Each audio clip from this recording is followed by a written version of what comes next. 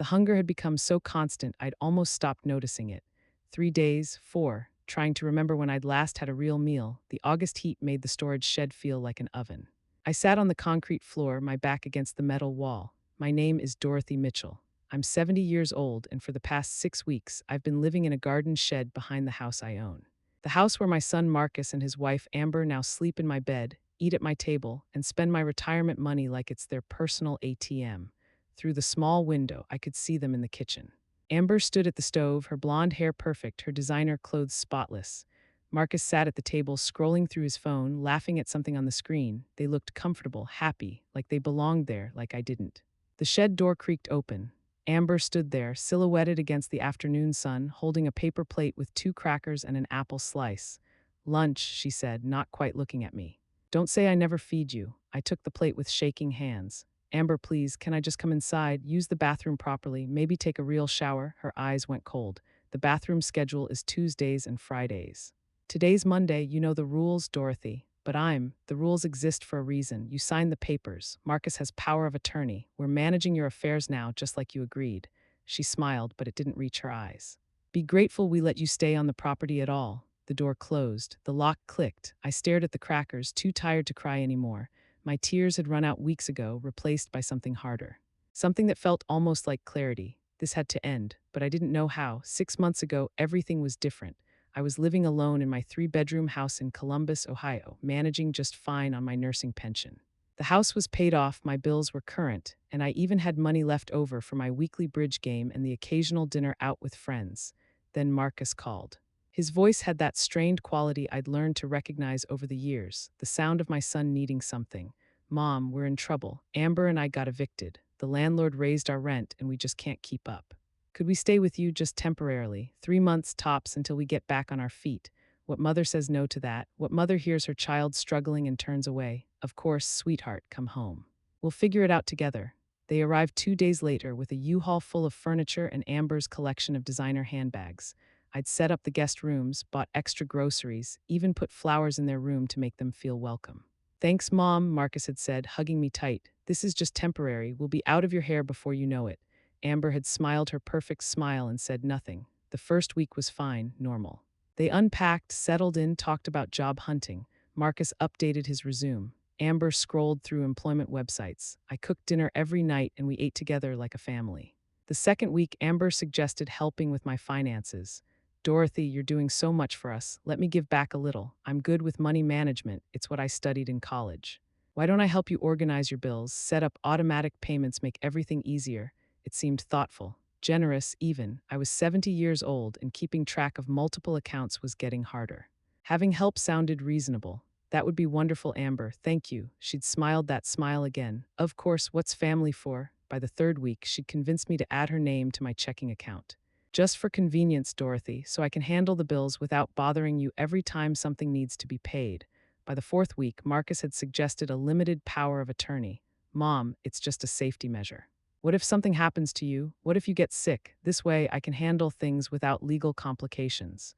I'd signed the papers at the kitchen table, Marcus pointing to each line, Amber witnessing my signature. They'd both seemed so concerned, so caring. I didn't read the fine print. I trusted my son. That was my first mistake. The changes started slowly, small things I barely noticed at first. Amber bought expensive groceries, organic vegetables, premium meats, imported cheeses. When I mentioned the cost, she'd wave it off. "Don't worry about it, Dorothy. We're contributing to the household." But they weren't contributing. I discovered that later. Every purchase came straight from my account. Designer clothes started appearing. New shoes, electronics, a laptop for Marcus, a tablet for Amber. An expensive coffee maker that cost more than I'd spent on groceries in a month. "We needed these for job hunting," Amber explained when I asked. "Professional appearance matters, you understand." I did understand. Or I told myself I did. I wanted to be supportive, wanted to help them get back on their feet. By the second month, I noticed my bank balance dropping faster than it should. I mentioned it to Marcus. "Mom, you're getting confused. The money's fine, Amber's handling everything, don't worry about it." But I was worried. I'd spent 40 years managing my own finances. I knew what my pension was, what my bills should be. The numbers weren't adding up. When I tried to check my accounts online, my password didn't work. I called the bank. "Mrs. Mitchell, your account access was changed 2 weeks ago. The new primary account holder is Amber Mitchell. You'll need to contact her for access." But it's my account. I opened it 40 years ago. Yes, ma'am, but according to our records, you granted power of attorney to Marcus Mitchell, and he added his wife as co-owner with full control. If you'd like to dispute this, you'll need to speak with a lawyer. I hung up feeling sick. When I confronted Amber, she'd been calm, almost amused. Dorothy, you're overreacting. Marcus and I are managing your finances because you can't anymore. It's for your own good. You should be thanking us. I want my account access back. Her smile disappeared. No, just that. No explanation, no discussion, just no. That's when everything changed. The next day, they announced new house rules. I could use the kitchen for 1 hour in the morning, 1 hour in the evening. The rest of the time, I needed to stay out of their way. The guest bedroom, my sewing room, was now off limits. I'd moved my things to the smallest bedroom, the one I'd used as storage. We need space, Dorothy, Amber had said. This is temporary just until you learn to respect our management of the household. Management of my household, my house, but I'd signed the papers. Marcus had power of attorney. Legally, I didn't know where I stood. 2 weeks later, they moved me to the shed. You're making everyone uncomfortable, Dorothy, Amber announced at breakfast, questioning our decisions, complaining about money, causing stress. The shed has everything you need, a cot, some blankets, access to the outdoor spigot for water. You'll be more comfortable out there anyway, more private. This is my house, I'd whispered. You can't make me sleep in a shed. Marcus wouldn't look at me. Mom, don't make this harder than it is. Just cooperate. It's only temporary. But it wasn't temporary. 6 weeks had passed. 6 weeks of sleeping on a camping cot, eating crackers and apple slices, using a bucket because bathroom access was scheduled. 6 weeks of watching through that window as they lived my life. I sat in the shed on a Monday afternoon, staring at my paper plate of crackers when I heard a car door slam. Through the window, I saw a silver Honda pull into the driveway. My heart stopped. Rachel, my daughter. Rachel lived 3 hours away in Cleveland with her husband and 2 kids. We talked every Sunday, but I hadn't told her what was happening. What could I say? That my son had stolen my house, that his wife was starving me. It sounded insane even to me. I watched Rachel walk to the front door, knock, wait. Amber answered, her face arranging itself into a welcoming smile. Rachel, what a surprise. We didn't know you were coming. Where's my mother? Amber's smile didn't waver. Dorothy, she's resting. You know how elderly people need their naps. It's 2 in the afternoon. She's never been a napper. Well, things change. Come in, come in. Can I get you some coffee? Rachel stepped inside. The door closed. I couldn't see them anymore, couldn't hear the conversation. My hands shook as I set down the crackers. She'd find me. Rachel would look around, ask questions, figure it out. She had to. 10 minutes past 15. I watched the windows, desperate for movement, for some sign. Then I saw it, Rachel's face appearing in the kitchen window, scanning the backyard. Her eyes found the shed, found me, our gazes locked through the glass. I saw her expression change from confusion to horror to rage, all in the space of a heartbeat. She disappeared from the window. 30 seconds later, the shed door flew open. Mom, Rachel's voice cracked. Mom, why are you out here? I tried to stand, but my legs gave out. Rachel caught me, helped me sit back down on the cot. Her hands shook as she touched my face, my arms, taking in the weight I'd lost, the bruises from sleeping on the hard floor, the state of my clothes. What did they do to you? Before I could answer, Amber's voice rang out from the backyard. Rachel, your mother chose to stay out here. She wanted privacy, independence. We're just respecting her wishes. Rachel stood slowly, turned to face Amber. When she spoke, her voice was ice. My mother chose to live in a shed. With no bathroom, no heat, no proper bed. She's been difficult lately, confused. We're doing our best to accommodate her while managing her affairs. It's not easy, taking care of an elderly parent. Taking care of, Rachel's voice rose. You're starving her. Look at her, Amber. She's lost 30 pounds. She's covered in bruises. This isn't care. This is abuse. Amber crossed her arms, her perfect composure cracking slightly. You don't understand the situation. Your mother signed everything over to Marcus. Legally, he's in charge. We're doing what's best for her. Where's Marcus? At the store. Good, that gives us time. Rachel pulled out her phone, started taking pictures. The shed, the cot, the bucket, me. She documented everything with quick, efficient movements. Then she made a call. Hi, yes, I need to report elder abuse. My name is Rachel Chen. My mother is Dorothy Mitchell, and she's being held against her will in a shed behind her own house. Amber's face went white. You can't, you have no right. I have every right. That's my mother. Rachel kept the phone to her ear, kept talking to the dispatcher, giving the address, describing the situation. Then she called someone else. Attorney Morrison, it's Rachel Chen. Remember you said to call if I ever needed help. I need help now. My mother's in trouble. She made 4 more calls while Amber stood frozen in the backyard. Adult Protective Services, the police, a photographer. A doctor who specialized in elder abuse cases. Rachel, stop, Amber said, her voice shaking now. You're overreacting. Your mother is fine. She's just finished that sentence. I dare you. Rachel stepped closer. My mother is just what? Just convenient to rob, just easy to control, just old enough that you thought no one would notice. The power of attorney is legal. Marcus has the right. Power of attorney doesn't give you the right to abuse someone. It doesn't give you the right to steal. It doesn't give you the right to lock someone in a shed and starve them. Rachel's voice was deadly calm now. And by the time I'm done, you're going to wish you'd never heard the name Dorothy Mitchell. Sirens wailed in the distance, getting closer. Amber's composure finally shattered. You're ruining everything. We needed this. We needed her money. Do you know what it's like trying to survive in this economy? We were desperate. So you abused an elderly woman. My mother, Rachel, pulled me gently to my feet. Come on, Mom, let's get you out of here. I can't walk very well, I whispered. My legs are weak. I've got you. Rachel wrapped her arm around my waist, supporting my weight. We walked slowly toward the house, Amber following behind us, still talking, still trying to justify what they'd done. Dorothy agreed to everything. She signed the papers. It's not our fault she changed her mind later. Elderly people get confused. Everyone knows that. We were trying to help. Rachel ignored her. We made it to the front yard just as 3 police cars pulled up. An ambulance followed. Then a county vehicle marked Adult Protective Services. The next 3 hours were a blur. Paramedics examined me, documenting my weight loss, dehydration, the bruises. A police officer took my statement while Rachel held my hand. A woman from APS inspected the shed, took photos, interviewed both me and Amber separately. Marcus arrived home to find police cars in the driveway. I watched from the ambulance as Rachel confronted him, her finger pointing at his chest, her voice carrying across the yard. How could you? She's your mother. She raised you, sacrificed for you, and this is how you repay her. Marcus's excuses sounded weak even from a distance. I didn't know it was this bad. Amber said she was handling things. I thought Mom was okay.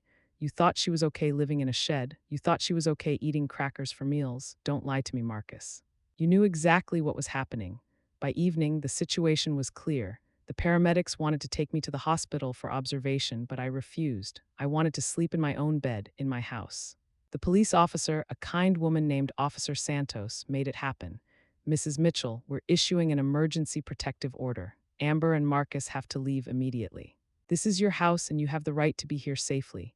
I watched from the my living room, as they packed bags. Amber moved silently, her face blank. Marcus tried to apologize once, but Rachel shut him down. Get out. Both of you, and if you come back, if you contact Mom in any way, I'll make sure you're arrested. They left without saying goodbye. The door closed. The house fell silent. Rachel turned to me, tears streaming down her face. I'm so sorry, Mom. I should have come sooner. I should have checked on you more. I should have. You're here now. That's what matters. I pulled her close, held her tight. Thank you for believing me. Thank you for fighting for me. Always, Mom. Always. That night, I slept in my own bed for the first time in 6 weeks. Rachel stayed with me, refusing to leave me alone. We talked until midnight, planning, strategizing, figuring out next steps.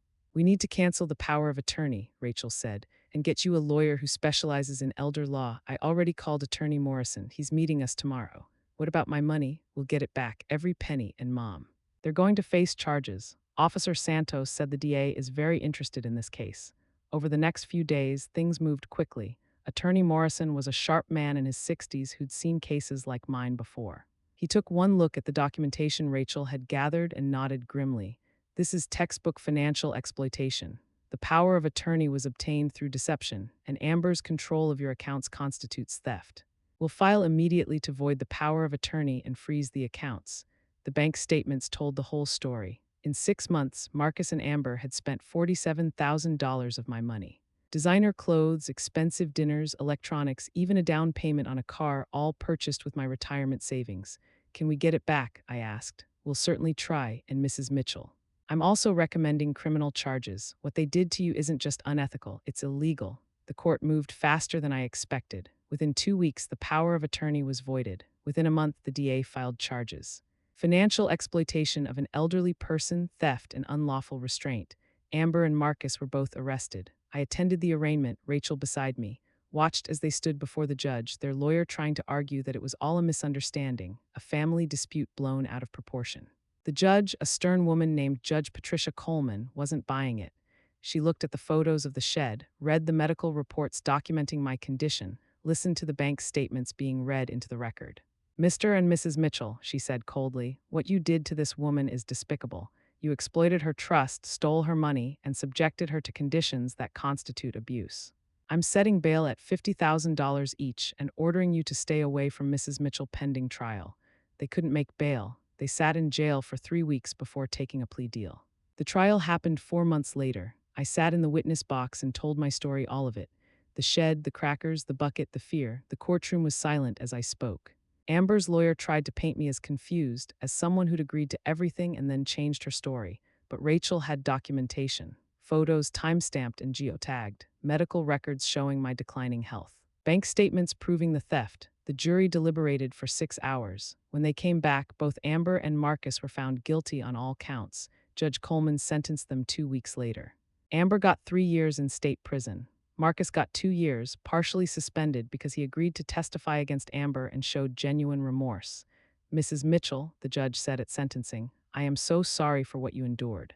What your son and daughter-in-law did to you was cruel, calculated, and criminal. I hope this sentence brings you some measure of justice." Justice. I wasn't sure what that word meant anymore. Marcus was my son.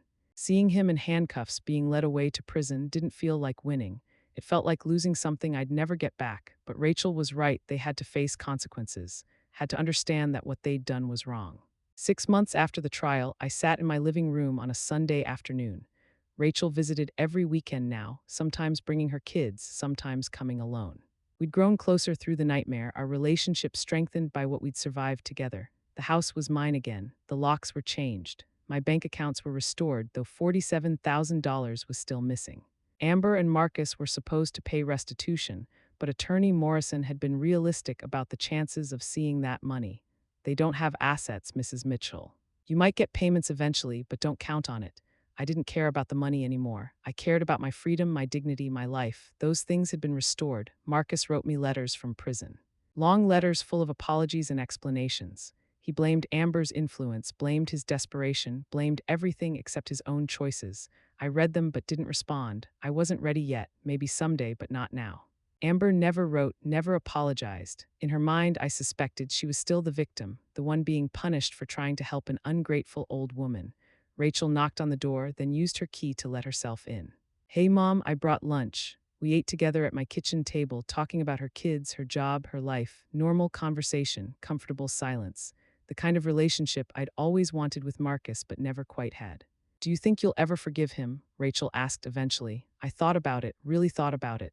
I don't know, maybe, but forgiveness doesn't mean forgetting, doesn't mean trusting again. He made his choices and now we all live with them. That's fair. Later, after Rachel left, I walked out to the backyard. The shed was still there, but I'd transformed it, hired someone to add insulation, electricity, proper flooring. Now it was my art studio, filled with paints and canvases and good memories instead of bad ones. I stood in the doorway, looking at the space that had once been my prison. It looked different now, felt different.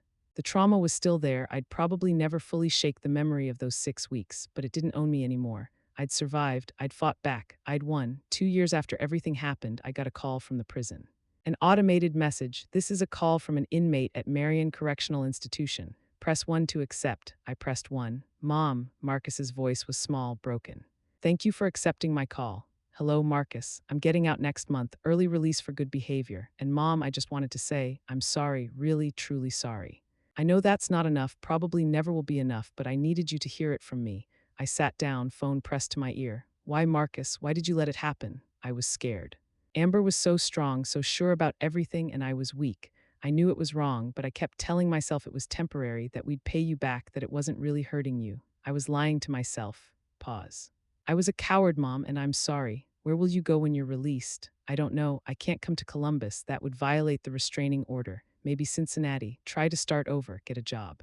Build a normal life. What about Amber? She's still got a year left. And Mom, we're divorced. I filed from prison. I finally understood what she was, what we'd become together.